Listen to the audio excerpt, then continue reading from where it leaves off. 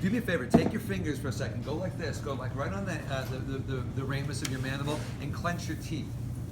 Feel that thing pop right there? That's the first muscle I want to show you. It's called the masseter. So I'm going to go back to this model over here. Watch this, guys. Here's the ear. There's a gland that sits right in front of the ear. It's called the parotid gland. Did you ever eat something sour and you can actually feel like a sour ball or something like that? You feel like your gland go like that type of thing. That's the gland that we're talking about. That's called the parotid gland. The muscle that we want to look at is right over here. It runs straight up and down the jaw. This is called the masseter, one of the most powerful muscles we have in the body, because when it contracts, it has to like crush and pulverize the food that's between your teeth, okay? So make the association right here, clench your teeth, all right, you feel it popping out, masseter, right? Powerful, powerful muscle. The second muscle that I want you to know is this. Take your hands this time and go like this, put them on the side of your head, even go back pretty far. Clench again, right, clench your teeth. Feel that thing pop right over here? That's the next muscle we want to look at. That's this one right over here. This is called the temporalis muscle. It's right by your temple, so you can remember it that way. The other two, the pterygoids, I'm going to have you cross off. You can strike those off. Those are actually internal muscles. Let me ask you this. If I said to you the pterygoid processes from the bones, what bone is that associated with? Anybody remember? The bat, the two things going down, the sphenoid bone, right? The sphenoid bone. Those two pterygoid processes were above the mouth. So there's two little muscles. If you wanted to feel them, not that I would have you do this now, but you would take your finger and you would actually go in like this towards the TMJ joint from the inside, and there's two pterygoid muscles. Those of you going into physical therapy, sometimes you work on those muscles to work on somebody's TMJ, but you have to work on them through the mouth. You actually have to put like a finger cut on, and you go in and you massage them, and you hope you don't even get bit, that type of thing, because it's like a painful type of massage. So sometimes people will clench down. So that's called the pterygoids. We're gonna strike those. So I'm gonna have you just know the two. What was this one going up and down? Masseter, right on the TMJ. And then the other thing I wanted to remind you was this, guys. On this model here, this is all the superficial muscles. On this side, we took the superficial muscles off to see the deeper muscles. So you'll see this one is deep. It's right up against the bone. Don't confuse it, and students have done this in the past, with this muscle that we looked at last week on the superficial side. This was the temporoparietalis. Was that like the number three one? The fourth one down? Yeah. That's the temporoparietalis. I can see the confusion. It's kind of in the same spot, but this one is smaller. It's superficial. This one is deep, right? Did you ever watch somebody, like even a guy that has like shaved head and they're chewing gum or something like that? You see like boom, boom, boom, boom over here. That's the temporalis muscle kind of contracted over there. Okay, so masseter, temporalis. What's their action? Is chewing, right? Mastication. The term for chewing is mastication. Okay. So if I ask you an action, again, just for those of you that weren't here last week, for each muscle you should know at least one action, one function that it does. Right. So if I said to you, what's the action of this muscle here? I'm not asking you to identify it. You know it's the masseter. You would just say it's a chewing muscle, right? It's a muscle of mastication. Okay? Anybody questions or comments on those two? Okay, so we're going to strike out, for those, Joe, you just came, we're striking out the pterygoid muscles on the mastication muscles. The next muscles I want to do is the muscles of the eye. So there are 6 muscles, guys, of the eye. The first 4 all have the same name, rectus, and they move the eyeball in the direction of the name. So watch this. If I said to you, you have a superior rectus, when it contracts, it takes your eyeballs, if you hold your head straight, and your eyeballs do this, they look up to the ceiling. The inferior rectus would do this. It would drop the eyeballs down, as long as the head is straight. So it's going to move in the direction of the name. Medial rectus, what do you think? It's going to move the eyeballs inward. Like if you were going like this, right? You follow your fingers and your eyeballs converge, right? When they come in together. Those are the two medial rectus muscles. And then if you could take both eyeballs and move them sideways, that would be the lateral rectus, right? That type of thing. So here they are. This is a dissection of, here's like the maxilla, here's the nasal bone. So we're kind of looking in this area right over here. This is the frontal bone, the frontal sinus, kind of like where we've looked at before. And what they did is they took off most of the frontal bone so that we could look in the eye socket, we could look in the orbit. Take a look at this. Of the 6 muscles, 5 of them start back over here in the back of the orbit. They're actually in the back of the orbit. The first one, what do I have? Superior rectus? Inferior. Sorry, I have the inferior rectus. You know, let's do the superior because I have to take these apart to show you. This muscle here going from the back of the eye socket over the top of the eyeball to the top of the eyeball, this is the superior rectus. When it contracts, right, it's going to shorten, it takes the eyeball and it's going to bring the eyeballs up. This muscle here is on the outside.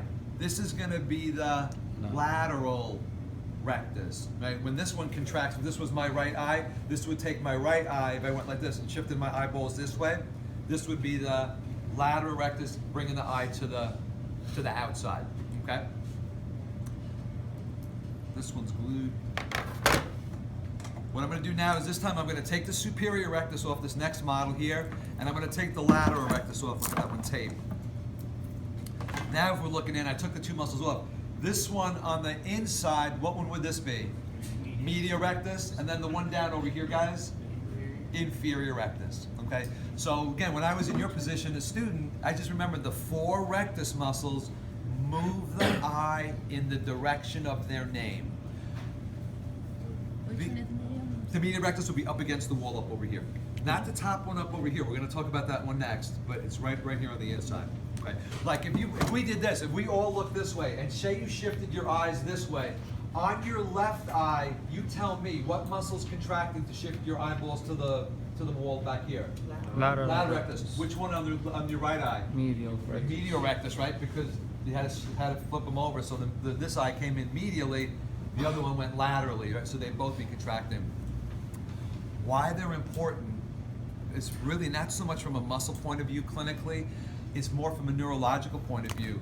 When you guys learn to do a physical exam, have you ever gone to a physical exam and the doctor goes like this or somebody goes like this, follow my pen or my light, right? And you just kind of doing this type of thing.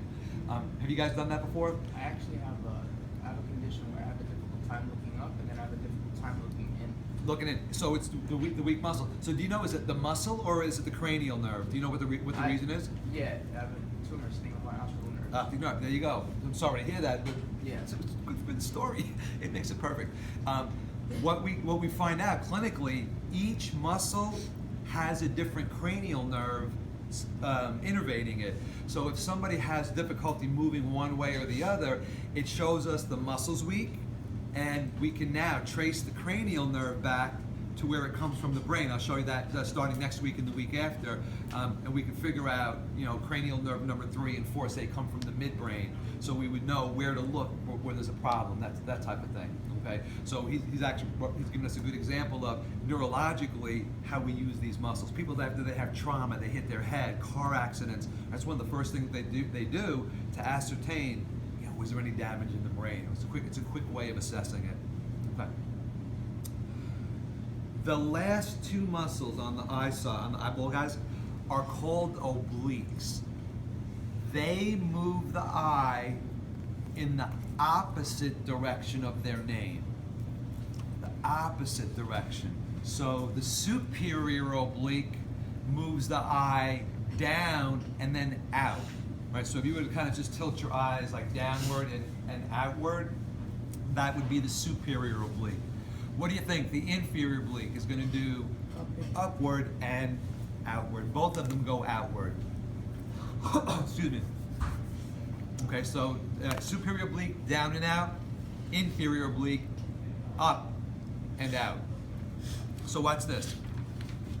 The superior oblique also starts back here in the back of the eye socket, but notice what it does. It goes up along the orbit. It doesn't go directly to the eye. It actually goes up here kind of to the front, and it goes through this little pulley. It's like a little tube, and the tendon goes through the tube. Then the muscle comes backward and inserts on the back of the eye. So it's going up over the eye and then backwards to insert on it. When it contracts, it pulls the eyeball downward and out. Right? So the superior oblique is over here above the medial rectus. It's right above the medial rectus. Right? Again, you guys can take pictures of this. I would recommend it for next week, because I'll have this as one of the stations. Okay, so superior oblique. The last muscle is the inferior oblique. This is the only one that doesn't start from the back. It doesn't come from the back of the orbit. Watch this. If you look on the medial side of the maxilla, let's see if I can flip this down for you. On the medial side of the maxilla here, it goes underneath the eyeball at an angle. They call that one the inferior oblique. Okay, so if you notice, the obliques just kind of run a little bit weird, where the rectus is just they're more direct. They're more direct, okay? So let's review for a second. If we ask you on the test next week, which we will, I'll hold it this way. Identify this muscle. Superior rectus, good. Lateral rectus. Lateral rectus, right? Since I have it like this, I'm just gonna go like this. The bone on the bottom. Inferior oblique. Inferior oblique. Oblique. Gesundheit. Inferior Oblique. oblique. Good. Let's do the top one up here, guys. Superior oblique. Superior oblique. Lateral rectus. No, medial rectus. Medial rectus. Medial rectus. Good. And then the bottom one. Inferior rectus. Inferior rectus. Which muscle would converge the eyeballs? Like, see, I don't know, are they going in? Or like, if I look at my finger, are they coming in like that? What muscle would be doing that? So you guys are all gonna be ophthalmologists. I feel it. That's your calling. It's that friggin' easy. It's so simple. It's so simple. Okay. Anybody questions on that first column?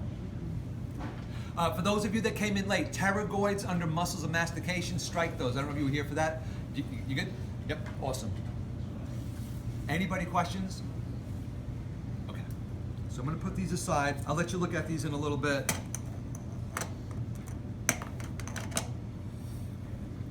So I'll put them on the back table for a second.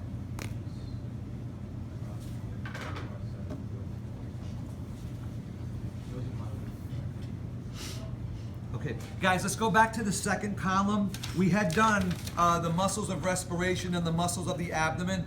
Do me a favor, where it says suprahyoids, strike that word out, and the four muscles below it. Do you need a sheet?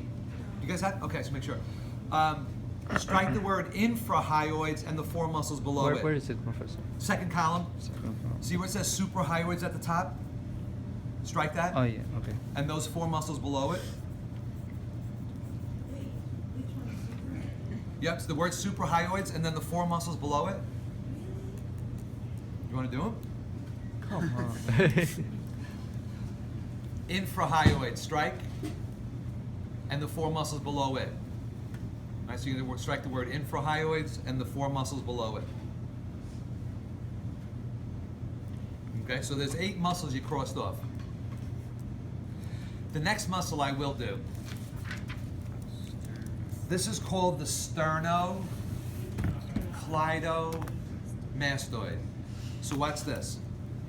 There is a muscle, if we look on the side of our neck, that starts on the sternum. It's got a little branch right here. Another little head that starts on the clavicle. So they named it sterno, right? It's on the manubrium, sterno. Cleido in Latin means clavicle. The muscle then goes up the side of the neck, and it's going to attach to what? Mastoid. The mastoid process, right? So here's a muscle, for then again, you guys going into, ladies and gentlemen, going into physical therapy, that was named based on where the muscle starts, the origin to the insertion. It actually tells you where the muscle is found between the sternum and the mastoid. So this muscle is it right here. So watch me for a second. When I turn my head to the right, let's say my right, notice this muscle on the left here. See this thing standing up? Or you can actually see it, even if you kind of go like this, you can see it stand up a little bit. This is the sternocleidomastoid. What it does is, guys, it turns your head to the opposite side. If your left one contracts, your head is going to the right. If your right one contracts, your head's turning to the left. So this is a muscle that turns the opposite way, right? So when I turn my head to the left, notice you can see my right one. Right? When I turn my head to the right, you can see my left one. So it does like what we call opposite side rotation. So the other one sticks out. The Yep. one that's not contracted. It doesn't stick out. It'll be like the one that sticks out is the one that's contracting. The other one, if you feel it, is kind of lax, kind of like slack. So this one's contracting when Right, I see it right there on you. Okay. Go the other way for a second, and now you can see, look at it, turn it right there. You can see it right there, it sticks out, really nice. So that's the one contracting. That's the one contracting, even though it's turning your head to the other way. It's like, remember when we did the abdomen, we said last week, remember the external oblique were the ones we put your hands like in your pocket, the fibers? And same thing, when we contract your external oblique, my right external oblique turns my trunk to the left, the opposite way, same thing. Okay, this muscle, guys, I will let you abbreviate. SCM, yep, SCM if you want.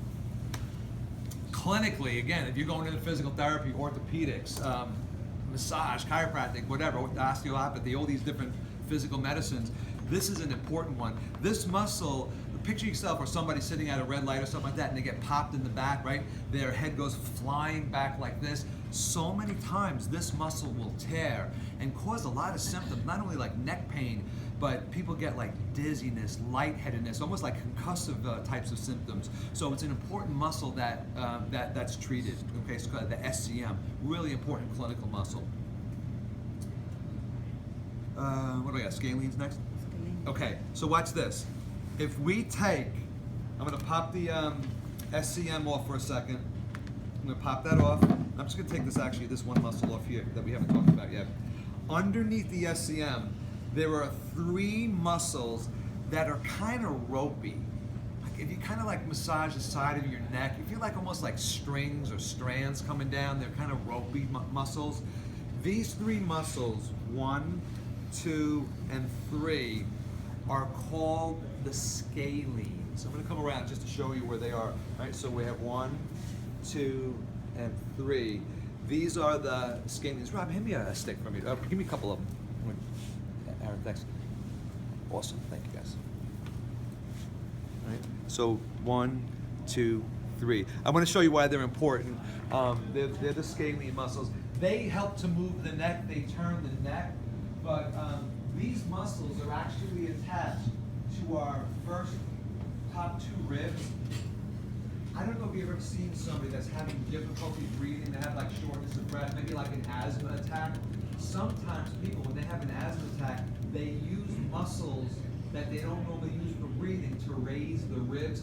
You can see the muscles contracting in the neck, and it's a sign that, you know what, this person's really having a hard time breathing. They're not bullshitting, they're really having a hard time.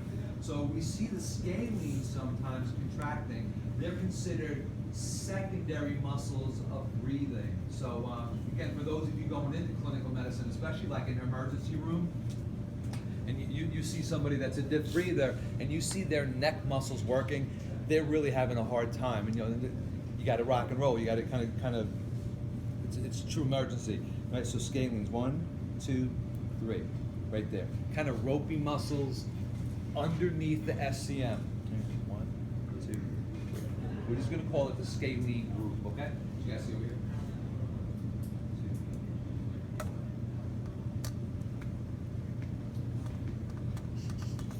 Okay. That finish that column? Yes. Beautiful. Beautiful, beautiful. Anybody, questions on the first 2 columns? The 3rd column we did already, right? And all I got to do is the 4th column. Let's do the muscles of the upper extremity. So,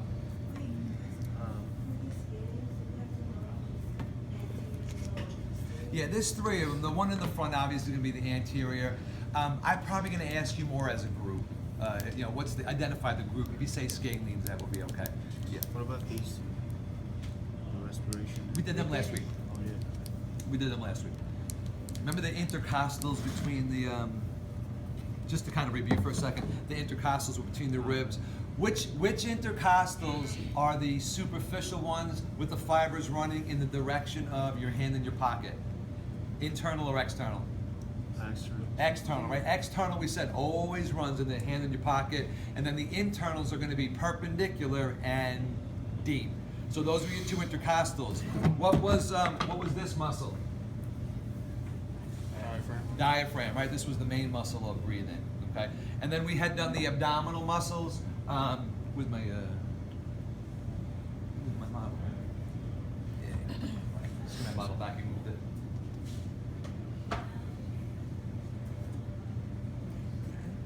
What was this front muscle?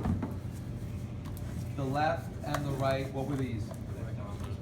Rectus, abdominis. Good. What was the line in the middle called? Linea alba. What was the divisions that made the compartments? Tendinous, transcriptions. Good. Tendinous, transcriptions. Right. They would divide the muscle into compartments. Identify this muscle over here. Hands going in the like my hands going in the pocket. So this would be the which oblique though? You got to be specific. Hands in the pocket. So this is going to be the external. Again, anytime the fibers are running like you're putting your hands in your pocket, it's external. Superficial muscle. On this side, we took the external oblique off. So what muscle would this one be? Internal oblique, right? The fibers are running perpendicular and it's deep. Okay? What was the name of the muscle that we see on the chest plate? I don't want to take this one off. Yeah, I'll take it off right here. And so those were the three abdominal muscles that we could see from the front. But we said there was one that goes around like a corset. What was this one going to be? Transversus abdominis, right? This was the only one that didn't move the trunk. Did not move the trunk. It tightened the abdomen. Remember we said kind of like suck it in type of thing? So this is the transversus abdominis. Okay? So that was a review of what we did on that. Let's take a look at the muscles of the upper extremity. So this is a little bit weird. The first 5 or 6 muscles, I forgot how I broke it up. 1,